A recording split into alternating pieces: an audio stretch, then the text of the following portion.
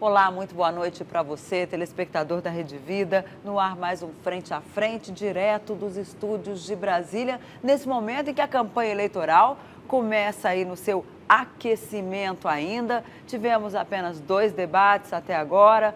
Os candidatos, agora que começam a percorrer o país, está todo mundo segurando o dinheiro, porque esse ano ele é bem menor do que nas campanhas passadas e estão todos guardando material de campanha para soltar mais à frente, a partir de setembro, quando começa o horário de TV e rádio. Hoje aqui conosco o ex-presidente da ABERT, Paulo Machado de Carvalho Neto, mais conhecido como Paulito. Isso. Boa noite, Paulo. É um prazer recebê-lo aqui. Boa noite, Denise. Boa noite, Ana Maria Trindade. É um prazer muito grande poder estar com vocês aqui na Rede Vida. Uma rede a quem eu tenho muito amor, muito carinho, porque sou amigo da família há muitos anos. Prazerosamente estou vice-presidente, estou na presidência da Associação das Emissoras de Rádio e Televisão do Estado de São Paulo, e tenho como vice-presidente o Monteiro Neto. Então, para mim é uma alegria muito grande e um prazer muito grande estar com vocês aqui. Que bom. E a presença dele aqui essa semana foi porque tivemos o congresso da ABERT, da Associação Brasileira de Rádio e Televisão, que está discutindo especialmente o que fazer para combater as fake news. Aliás, é bom a gente lembrar que se é fake, não é news. E é isso que nós vamos discutir um pouco aqui hoje com você. Como tentar sair dessas mentiras que muitos candidatos tentam colocar aí, né, Zé Maria? Tentando puxar o tapete do outro. Boa noite, Zé Maria. É isso, muito boa noite. Olha, nós vamos hoje aqui falar de televisão, de rádio, de comunicação e de política também. Denise, essas fake news, elas são como um armário para a pessoa que eles vão lá e buscam a que mais lhe agrada e isso não é bom. Isso acaba atrapalhando a vida das pessoas. Eu só queria antecipar aqui que o governo já começa a estabelecer ali critérios para a transferência do governo, né? É aquela fase de transição, vai ter o gabinete de transição. Ninguém sabe exatamente para onde vai a presidência da República, mas os resultados aí das pesquisas já incomodam o mercado financeiro e também o mundo político por aqui. O Dr. Paulo Machado de Carvalho Neto, é um nome conhecido, né? Neto de Dr. Paulo Machado de Carvalho, foi diretor da Record, diretor da Rádio Record, como disse a Denise, ex-presidente da ABERT, agora da AESP, que é a Associação das Emissoras de Rádio do Estado de São Paulo, e exatamente participou do Congresso. Olha, Paulito, acho que eu posso chamar Paulito, assim, claro, Paulito. Paulito, para onde anda e para onde vai as comunicações agora nesses tempos aí de mudanças no parâmetro, no meio e também na mensagem? Zé Maria e Denise, o que eu tenho percebido é o seguinte: tanto o rádio quanto a televisão têm caminhado de uma forma muito rápida para a digitalização, que é um fator preponderante, e através da digitalização para as multiplataformas. Tivemos oportunidade de ouvir hoje pela manhã uma palestra do Gordon Smith, que é o presidente da NAB.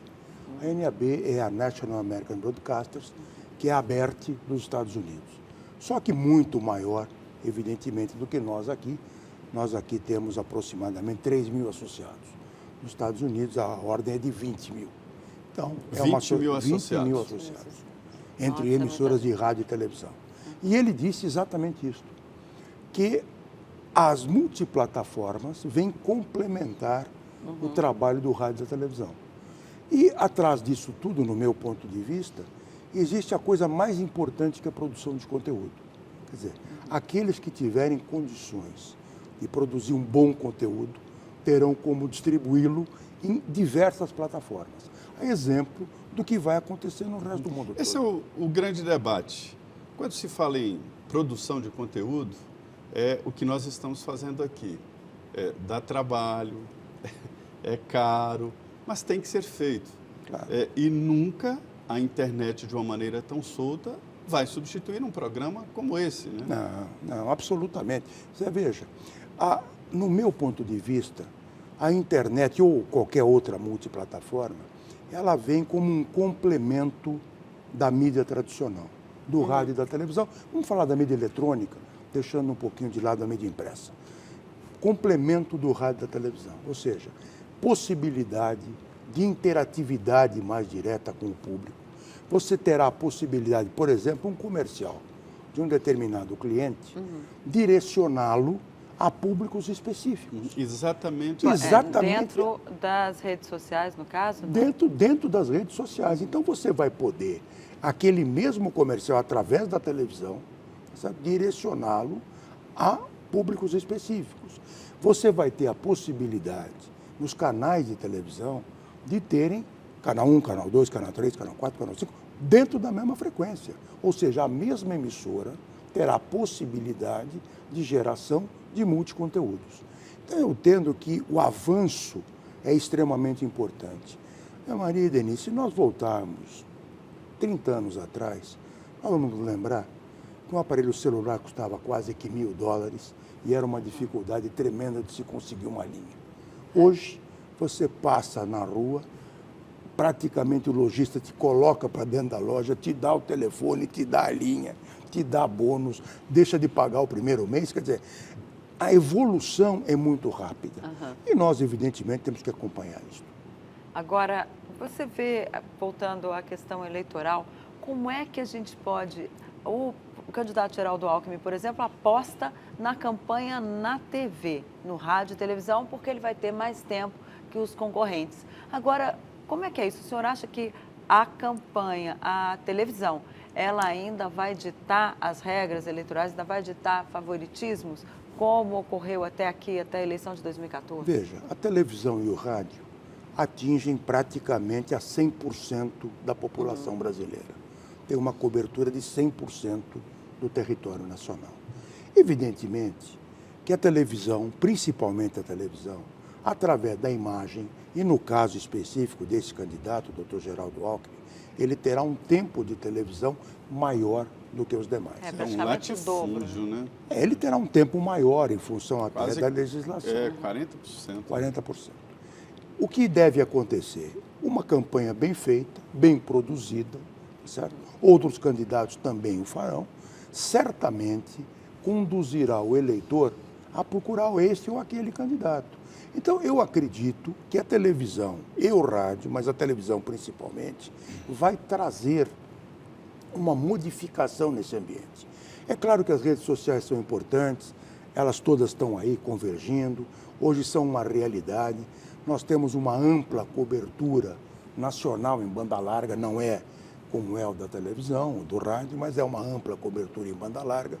Já vários partidos já operam, inclusive, com streaming de vídeo, de áudio, e, consequentemente, isto vai se desenvolver. Agora, como combater fake news, eu acho que é um capítulo que a gente vai ter que examinar com muito cuidado. Paulito, você é um homem de mercado e também representante de classe, né? Representante de representantes de emissoras, classe empresarial. De rádio, de classe empresarial.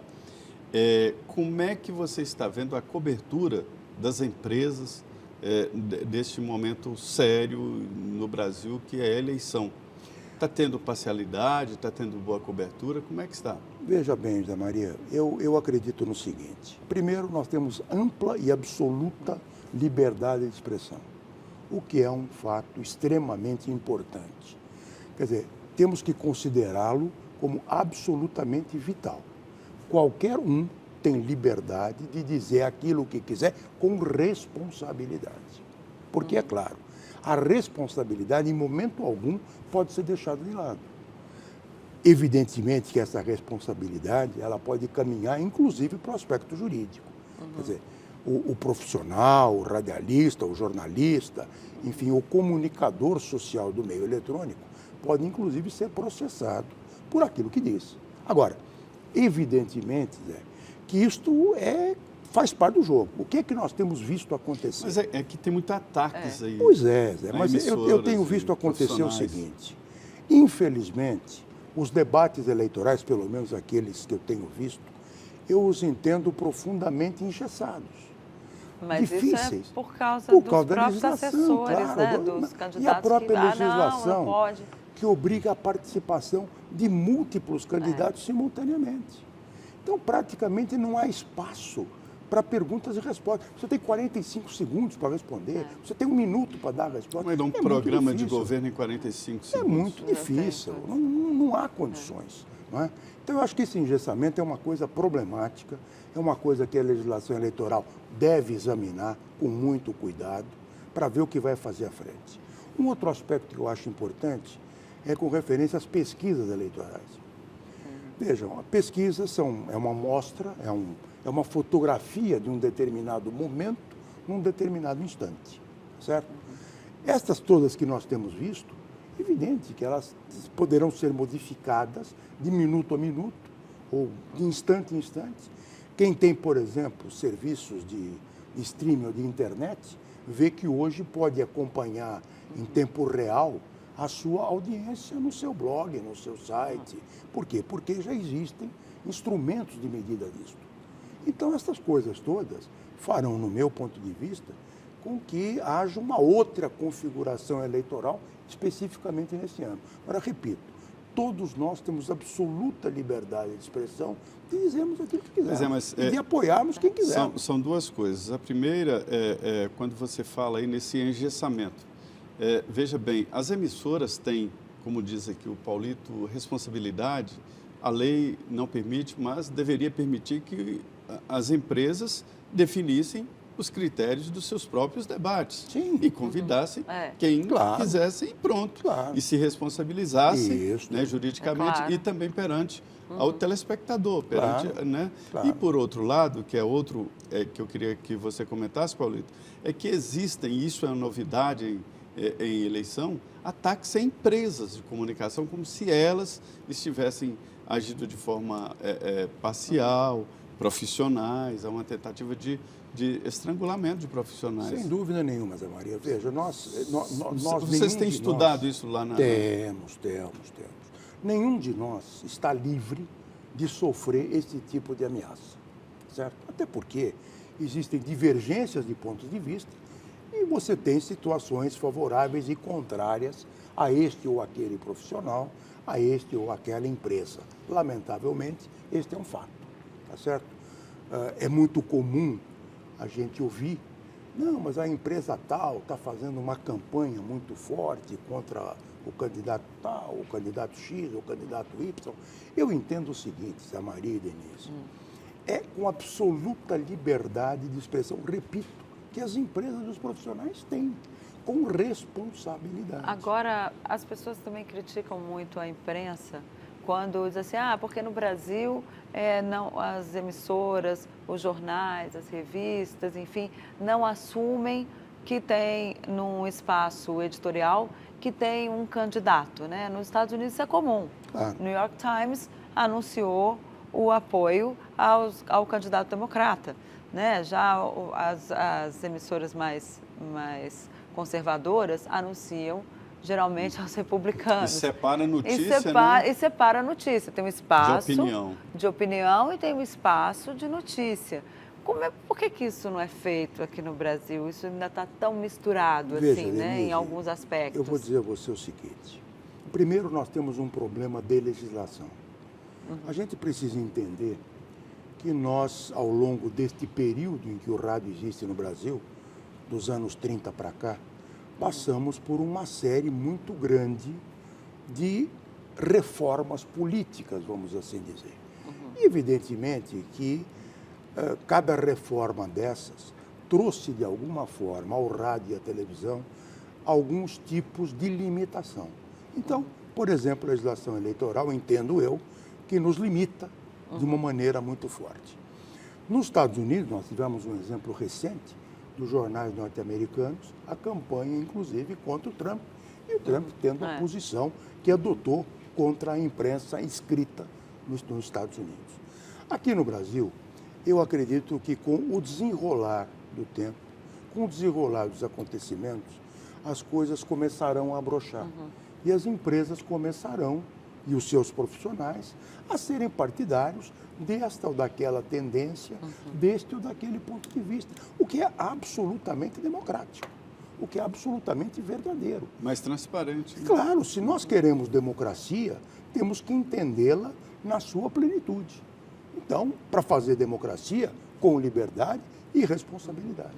Nós estamos aqui no Frente a Frente hoje falando com o ex-presidente da ABERT, presidente atual da AERT, que é a Associação de São Paulo, né, de emissoras de rádio e televisão do estado de São Paulo, Paulo Machado de Carvalho Neto, é o famoso Paulito, tem uma larga experiência em comunicação e empresta o seu trabalho exatamente na tentativa de aumentar a participação dos veículos de comunicação. Você pode participar aqui do Frente a Frente. Manda um WhatsApp, você já sabe, mas eu vou repetir o número, 017 99647 3337. Vou repetir, 017 99647 3337. Tá bom? Nós vamos agora a um intervalo de 2 minutos e já estaremos de volta.